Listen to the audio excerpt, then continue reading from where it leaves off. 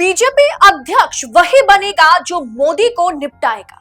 दिल्ली से नागपुर 3 दिग्गजों के नाम भेजे गए जिसे भागवत ने रिजेक्ट कर दिया है। बौखला उठे नकली चाणक्य अमित शाह। मोदी और शाह के भेजे गए हर नाम रिजेक्ट कर रहे हैं मोहन भागवत।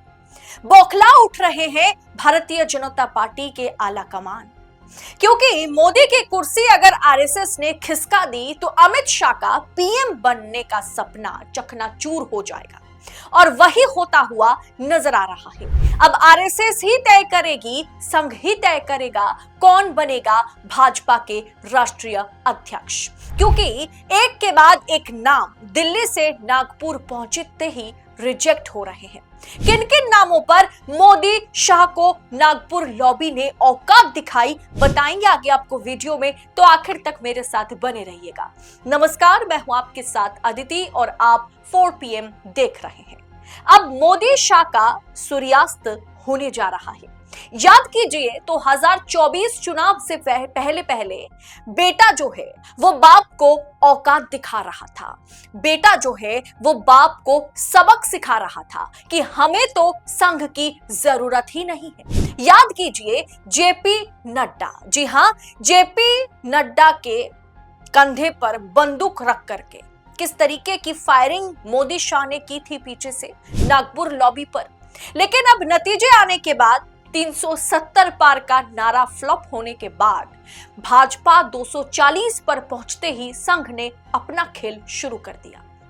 बीजेपी की किताब में साफ तौर पर लिखा हुआ है, अनुच्छेद 10 में, जो संविधान है बीजेपी की, उसमें लिखा हुआ है अनुच्छेद 10 में कि कोई भी पद पर बैठे व्यक्ति जो है प्रत्येक परिषद, कार्यकारिणी समिति तथा उसके जितने भी मतलब मेंबर्स होंगे, जो भी उच्च पद पर बैठे होंगे या किसी भी पद पर बैठे होंगे, वो महज 3 साल के लिए ही उस पद पर रह सकता है। उस हिसाब से जेपी नड्डा का बतौर पार्टी प्रेसिडेंट कार्यकाल 20 जनवरी 2020 को ही खत्म हो गया है। तो पिछले 5 सालों में आरएसएस और बीजेपी के बीच की लड़ाई के चलते पार्टी प्रेसिडेंट यानी राष्ट्रीय अध्यक्ष का चयन नहीं हो पाया है। जब अखिलेश यादव ने सदन में चुटकी लेते हुए हाल ही में अमित शाह से पूछा, जो पार्टी ये कहती हो कि दुनिया की सबसे बड़ी पार्टी है, अध्यक्ष महोदय वो अपना राष्ट्रीय अध्यक्ष नहीं चुन पाए अभी तक, तब अमित शाह ने क्या जवाब दिया था?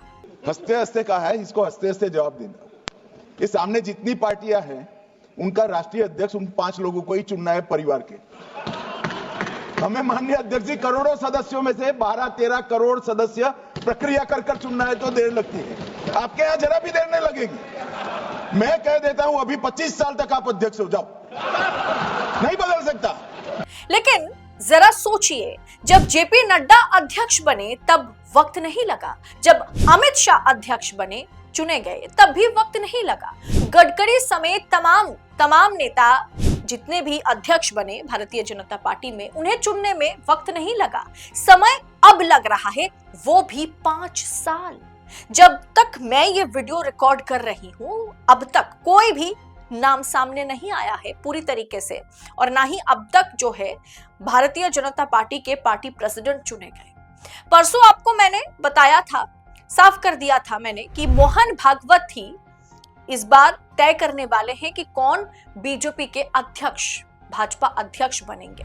मोहन भागवत ने साफ तौर पर कहा है कि हमें डमी अध्यक्ष नहीं चाहिए जो आलाकमान के इशारे पर संघ को गाली दे, और इस बात पर द टेलीग्राफ की इस आर्टिकल ने कहीं ना कहीं मुहर लगा दी है। क्या लिखा है?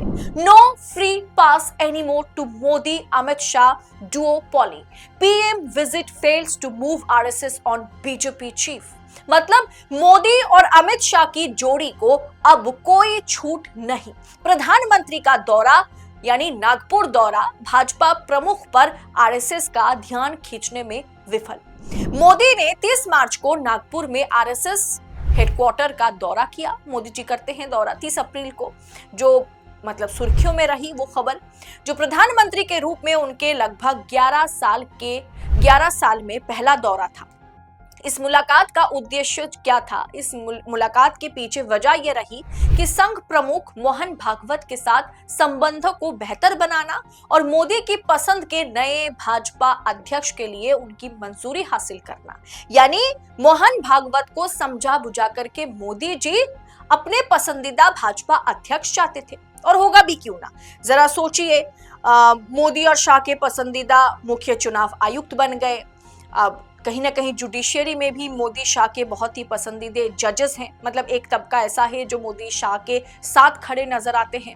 इसके अलावा अब पहले हमने देखा था Rajiv Kumar, ED CBI director भी मोदी जी के या शाह के बहुत ही नजदीक है। अब ऐसे में भारतीय जनता पार्टी, और पिछले समय में हमने देखा जेपी नड्डा भी तो मोदी शाह के बहुत ही पसंदीदा और एक तरीके से डमी अध्यक्ष हैं। जितने भी राज्य में चुनाव हुए और नए मुख्यमंत्री बने, हर जगह पर डमी मुख्यमंत्री चुने गए ताकि दिल्ली से उन तमाम राज्य में सरकार चलाई जा सके।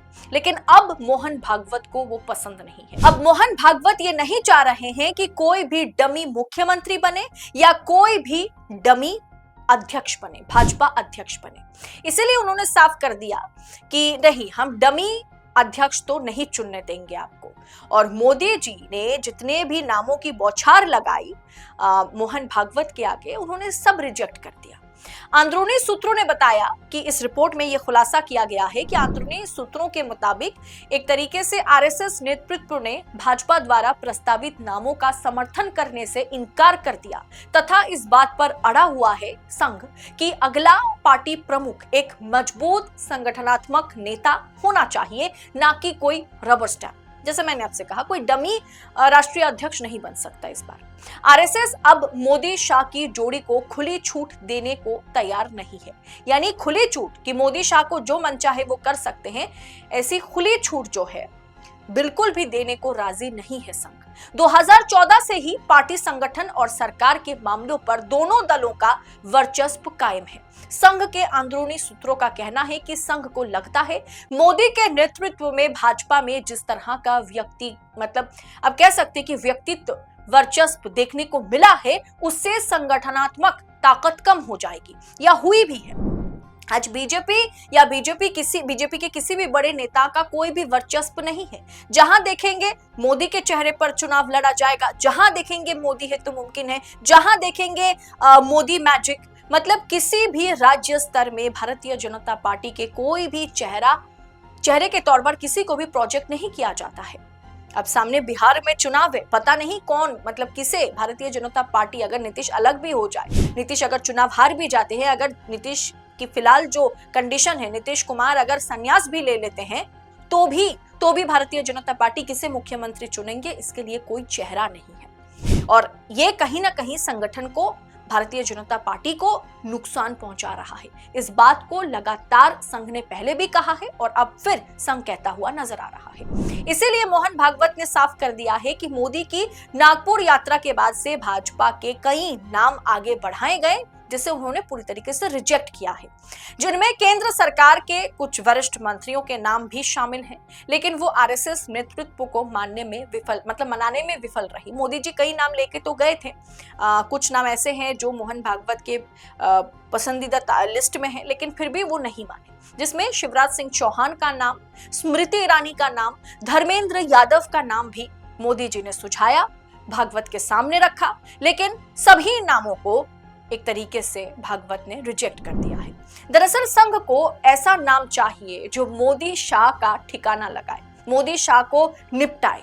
वो नाम संजय जोशी है। फिलहाल के लिए वो नाम संजय जोशी है, जिसे संघ जो है इन केन प्रकरण भारतीय जनता पार्टी के बतौर अध्यक्ष पद के लिए चुन रहे हैं। ट्रंप के हिसाब से मोदी जी बड़े टफ नेगोशिएटर हैं, लेकिन फिर भी ट्रंप के आगे मोदी जी हार गए और अब संघ के आगे भी, मोहन भागवत के आगे भी मोदी जी हारते हुए नजर आ रहे हैं। क्या संजय जोशी की एंट्री से भाजपा में मोदी शाह की जो कुर्सी है, अभी फिलहाल कुर्सी तो मोदी के पास है और इसके बाद ये कुर्सी शाह के पास जाने की पूरी तैयारी में अमित शाह जुटे हुए हैं, क्या उस पर विराम चिन्ह अगर संजय जोशी आते हैं तो लग जाएगा, या फिर संघ किसी ऐसे चेहरे को सामने लेकर के आएगा जो मोदी शाह के लिए किसी आफत से कम नहीं?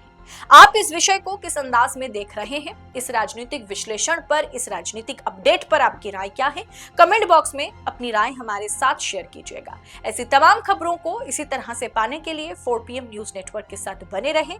आपसे फिर होगी मुलाकात ऐसे ही तमाम खबरों के साथ। तब तक के लिए बहुत बहुत शुक्रिया आपका। जय हिंद, जय भारत।